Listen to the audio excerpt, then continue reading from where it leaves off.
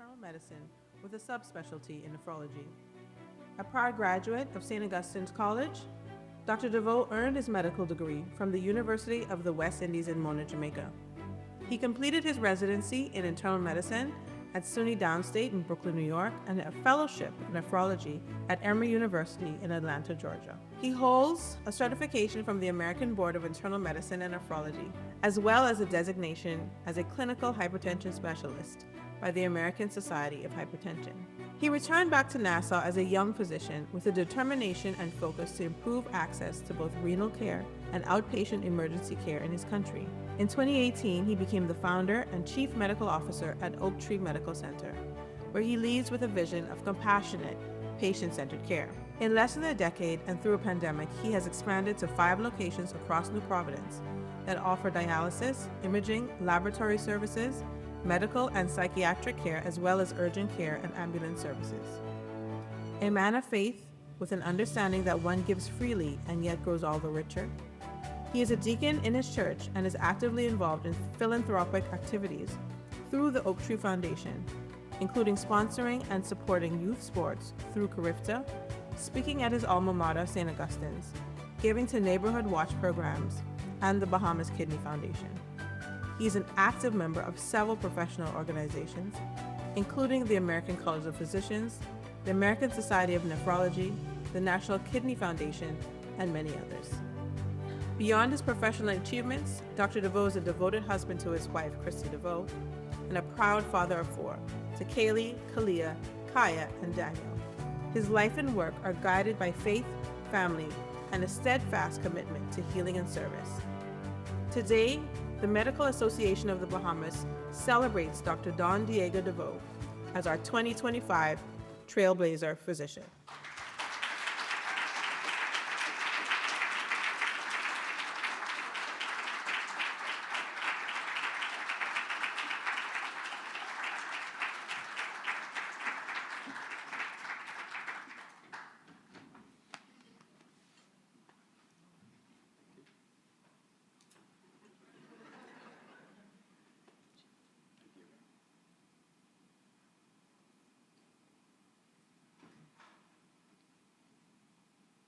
Did it already? He said thumbs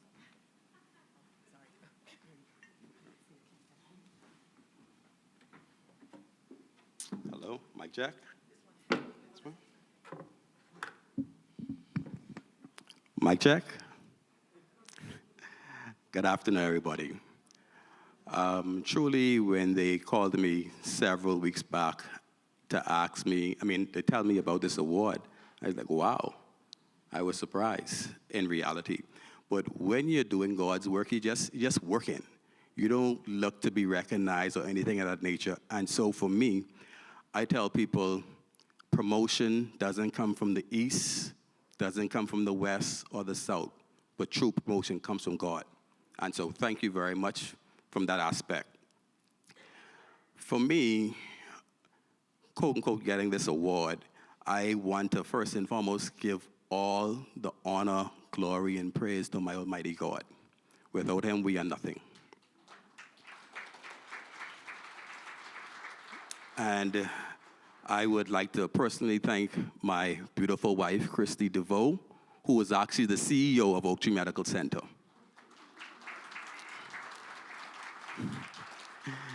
And like I say, my beautiful children, Kaylee, Kalia, Kaya, my mom, who has taught me so much, my mother-in-law, Miss Jean. There's so much people to thank. My grandmother, who isn't here with me today, who taught me everything I know, my entire family, my Oak Tree family, my executive team, my clinical directors, thank you.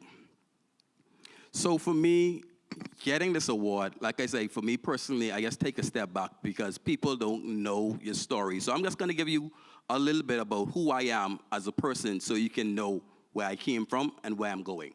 And so the first start of medical care for me actually was when I was about grade 8, grade 9 at St. Augustine's College. My grandmother, who had meant so much to me, she had taken ill. And because of that, I used to sort of bathe her, sleep with her, and do stuff of that nature. And she would call me her her male nurse, and her then physician. But in those quiet hours, she would always whisper to me, she would say, Diego, you are going to be a benefactor for so many people beyond your imagination. And at the time, it didn't really resonate. But being here amongst my colleagues, amongst my friends, I now see it. And I want to say thank you to my grandmother. And my high school years, I tell people I have three, I would say, tricky issues that happened to me. I was once expelled from school. I was once I had to essentially move from apartment to apartments because of financial issues. And so I tell you, the Lord doesn't make mistakes, because it is in those times it allowed me, he was shaping me up to be this trailblazer you see today. And so it is, I would say, some of the lessons learned, even with the quote-unquote moving from apartment to apartment, what I learned was life is short. And so you don't know what people are going through, so give a kind word. And so these are some of the lessons I've learned.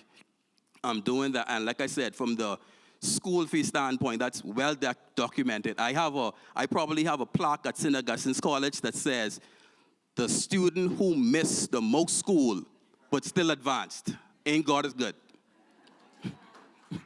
And so, like I say, for me, like the medical thing started to develop, and it was in high school at my grade 12 year. University of the West Indies had come down to the school, and there was like at least 25 other students saying, everybody was saying, we're going. But when I look back, I was the only fool.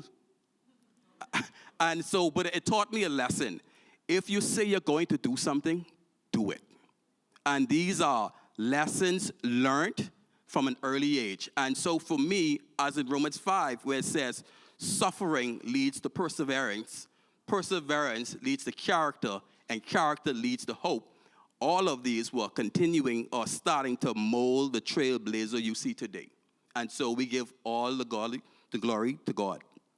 And so for me, what happened was this was me when I was going into university.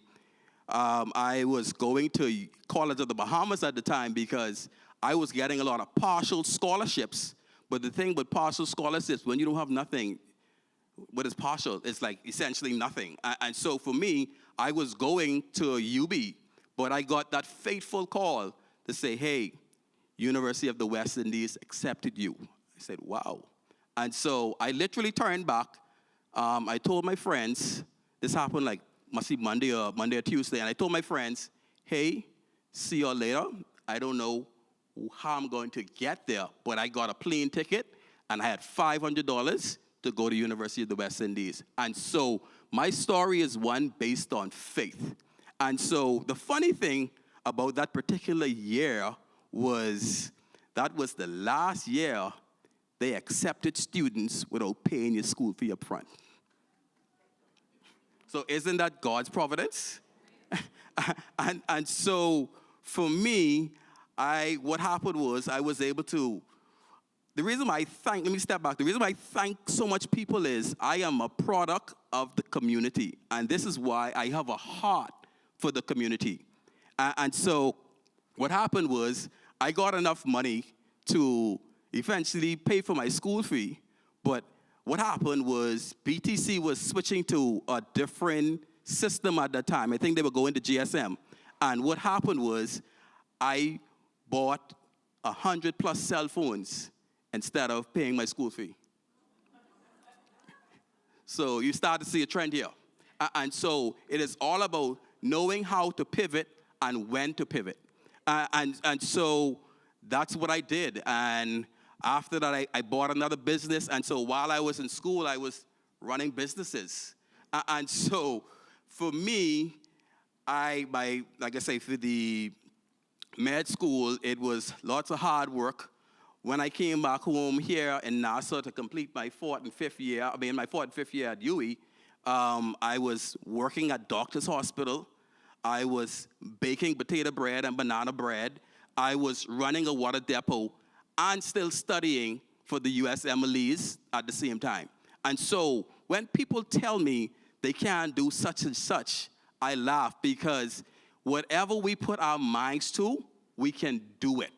And so to the medical students in here who are the future, whatever you want to do not limit yourself. The sky is the limit, and the world is your oyster. And so I would personally like to take this time to say thank you to my colleagues at Doctors Hospital Health System, because this is where I sort of came from. And Dr. Judson Eneas, he's no longer here with us. I want to personally thank him because he was one of the reasons why I wanted to become a nephrologist. And so I would like to thank Dr. Charles Digges, Dr. James Ferrenta, Dr. Sheena Antonio, because these were the persons who molded me to where I am today.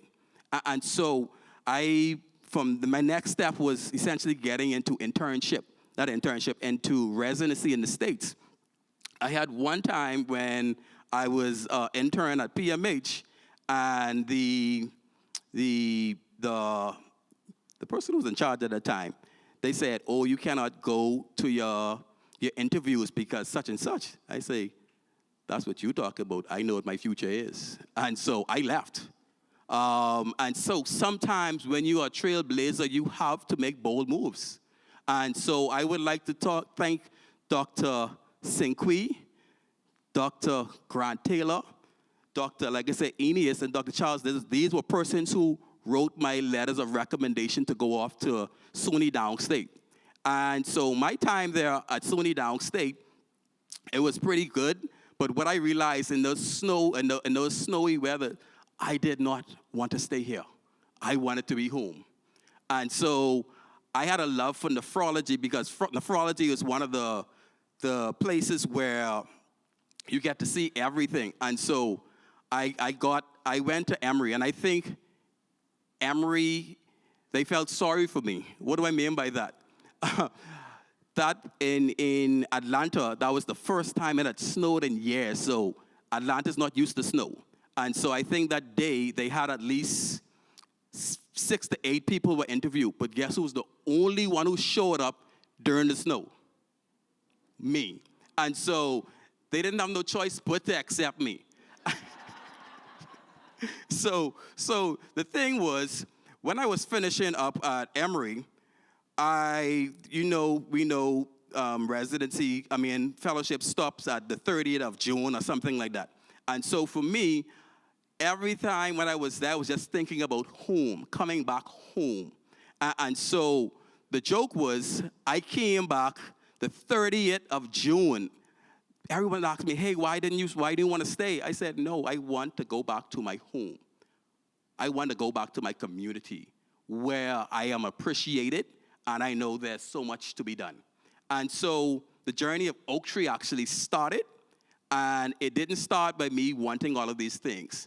It started by me wanting to help the medical community, help the patients alike. And so Oak Tree really started off during the pandemic, but before I got to the pandemic, I would like to thank my original stars and Gemma role, Dr. Charlie Bonamy, Dr. Neil Parker, Dr. Greg Pinto, and Dr. Sheena Smith-Wallace. And so for me, the pandemic essentially, like I say, got everyone know to who Oak Tree truly is. And so for me, it's essentially all about trying to help people. And so I will be short here and essentially say my life is based on 5 tenets, and I always say these things because it applies to all aspects of our lives: faith, vision, obedience, sacrifice, and discipline. And if we take these tenets, we can do any and all things through Christ. And so, thank you very much for this opportunity, and God bless. You're one.